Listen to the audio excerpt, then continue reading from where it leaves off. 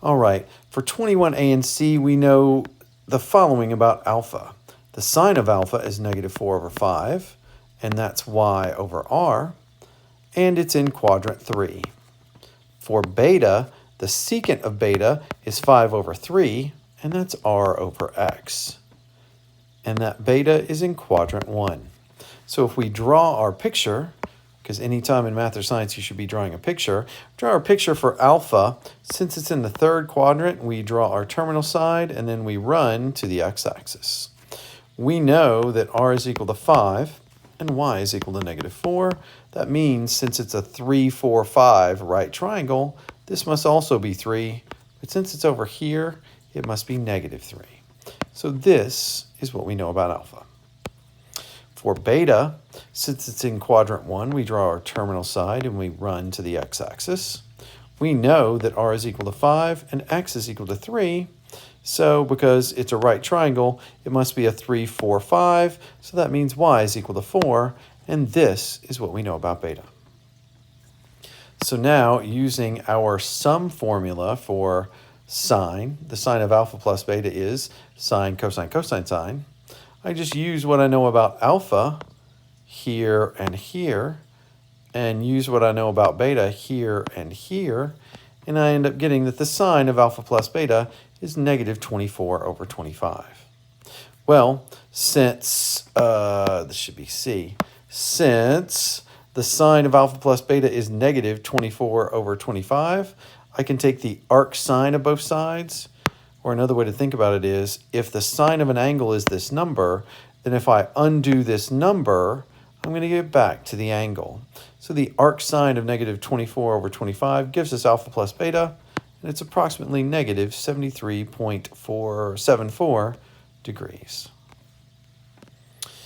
Here, alpha and beta are both in the third quadrant. The cosine of alpha is negative 2 over 5, so that's its x over r. The cosine of beta is negative 3 over 5, and so that's its x over r. So what do we know about alpha? Since it's in they tell us it's in the third quadrant, I draw my terminal side and I run to the x-axis to make my right triangle. Since we know x and r, I can use the Pythagorean theorem, plugging in for x and r. Well, something that's negative when you square it is positive. And when you solve for y, you get plus or minus the square root of 21. But since it's down here, it must be negative. So this is what we know about alpha. For beta, since it's in the third quadrant, I run to the x-axis and make my right triangle. We know x and r, so we solve for y. Since it's a 3, 4, 5 right triangle, because I've got 3 and 5, y must be 4, but since it's down here, it must be negative. So this is what we know about beta. We use our sign of a difference, our difference formula here, sine, cosine, cosine, sine, with the same. And I use what I know about alpha and what I know about beta, and then I solve. But then, similarly for cosine, I know that it's cosine, cosine, sine, sine, when I'm talking about the difference formula. And it's a different SIGN right here. I get this. But then if I want to know more about what is the angle alpha minus beta, well, the cosine of an angle gives us a number. So if I want to solve for what that angle is, I take the arc cosine of this number, and it's going to tell me what the angle is. So arc cosine of this tells me that our angle was 13.29 degrees approximately. 27, verify that this is true. So since it's verify, I pick a side. Notice I put a little question mark because I don't know if it's true yet. So I start with one side. Here I'm going to start with the left-hand side. And then I just use my difference formula because it's the difference of two angles. So it's an alpha and a beta. So it's just two different angles. And it's cosine, sine, cosine, cosine, sine. And then from here, if I can figure out what these are, I can simplify it. So if this is 1 pi over 2, 2 pi over 2, 3 pi over 2, and 4 pi over 2, then this is going to be 5 pi over 2 right here on the unit circle.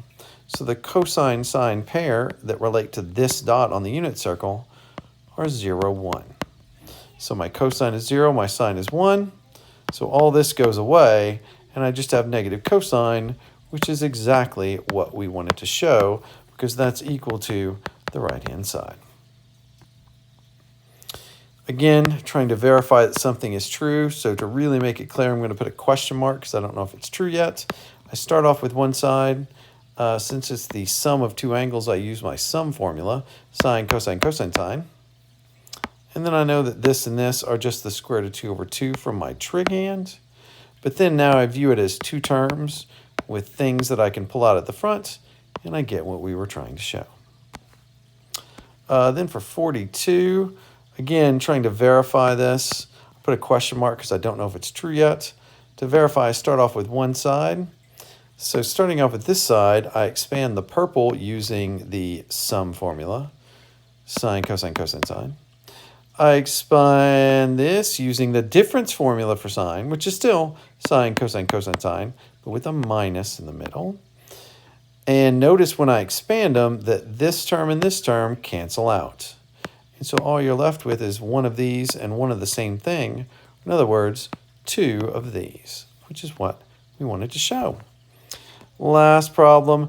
Recall in class, we proved that this was true and we can use it anytime we want.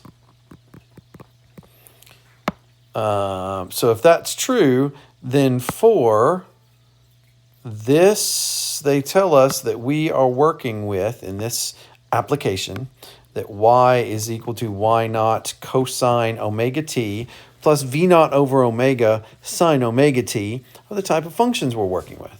But specifically, omega is 1, y naught is 2, and v naught is 3. So if I plug those in, really what I'm doing is I'm looking at this function, and I'd like to use stuff from the last class to rewrite it as one of these. So that means I really need to find my a, and I need to find my c. Okay, my c, which I do down here.